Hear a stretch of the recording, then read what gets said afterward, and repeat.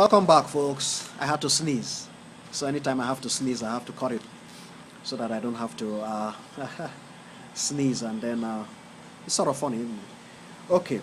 344 I can take again. Verse 344. If one already out of the jungle of craving is lured right into the jungle again, so that he's liberated and free from the jungle, but then he races headlong into it again.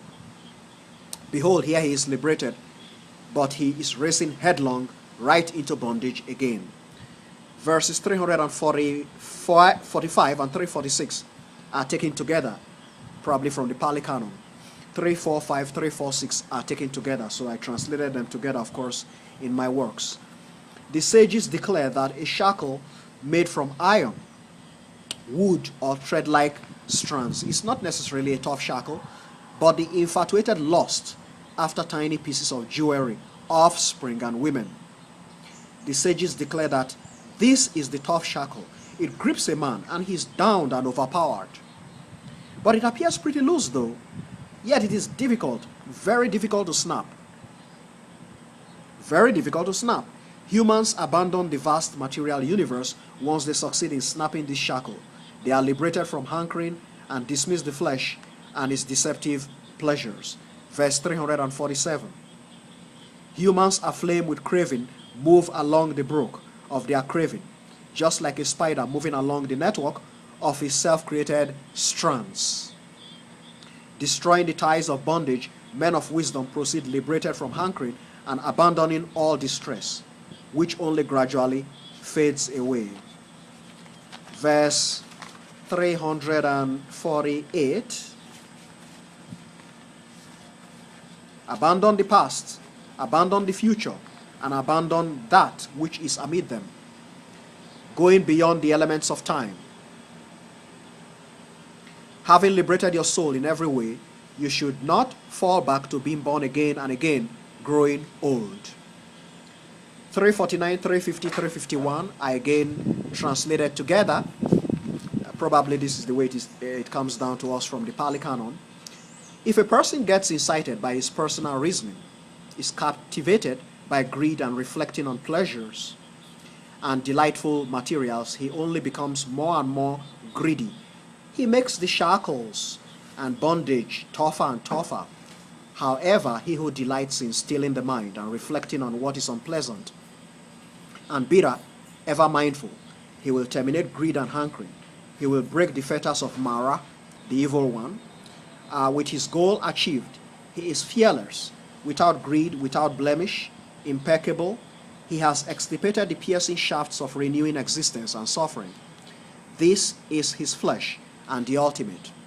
Verse 352, having discarded greed without grasping, a consultant in textual research, and grasping the right order of utterances and statements, a man may truly be referred to as in his ultimate body or appearance, mighty in understanding and a giant. Verse 353 of the Dhammapada Sutra, omniscient am I, overcoming all. Unperturbed am I amongst all appearances or conditions of the mind. Renouncing all things, I am freed by the stopping of craving. Achieving awareness by personal struggle, personal effort. Who should I acknowledge as my instructor? Verse 354, the present of the truth excels all presence. The taste of the truth excels all sensations. The happiness of hearing or seeing the truth excels all happiness. And the stopping or ending of craving overcomes all pain and distress. Verse 355, wealth ruins an idiot, not the humans though, who are striving toward the other coast. The idiot ruins himself by his greed for wealth, and he even ruins other human beings. Verse 356, unruly wild plants are the flaw of fields. Craving is the flaw of humankind. As a result, offerings given to humans liberated from craving have a grand advantage. Verse 357, unruly wild plants are the flaw of fields. Fury or rage is the flaw of humankind. As a result, offerings given to humans liberated from fury have a grand advantage. Verse 358, unruly wild plants are the flaw of fields. A false belief or impression is the flaw of humankind. As a result, offerings given to humans liberated from false beliefs have a grand advantage. Concluding verse 359, unruly wild plants are the flaw of fields. Egoism is the flaw of humankind. As a result, offerings given to humans liberated from egoism have a grand advantage. Folks, this is the end of chapter 24, verses 334 to 359. So what I'll do tomorrow is the last day of October. In the United States, it's called Halloween Day. Well, the last day of October, I'll read you the last two chapters, which is the monk and then the holy man, 25 and 26. That should conclude. I'm really working on a kind of tight schedule, to try to finish these Dhammapada Sutras by the end of the month, so that once November commences, I'll proceed to the Lotus Sutra and try to, if you remember, I was trying to chant you the Chinese Lotus Sutras, which we were not able to really, really not able to make much progress in the Chinese Lotus Sutra because other issues came up, many other things came up. So I'm going to go ahead and try to chant those as soon as November begins. I'll try to work on those chapter 10, which is the teacher of the law, and also chapter 25 of the Lotus Sutras. I'll also try to work on those.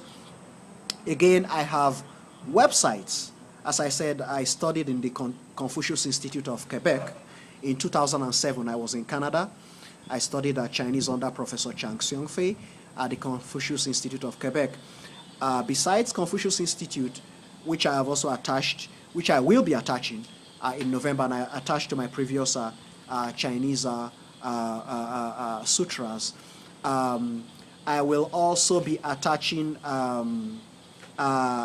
several other websites to enhance your studies. Several other websites I'll be attaching to that besides Confucius Institute will be, for instance, Coursera.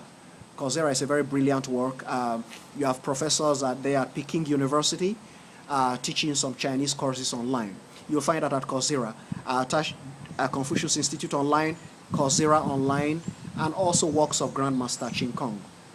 Yellowbridge.com is also another excellent resource for those of you practicing Chinese and try to master Chinese studies. If you have any questions, feel free to contact me on my email address, which is c.aburime, A-B-U-R-I-M is my last name, at hotmail.com, or Color College, Color spelled British, C-O-L-O-U-R-C-O-L-L-E-G, at hotmail.com.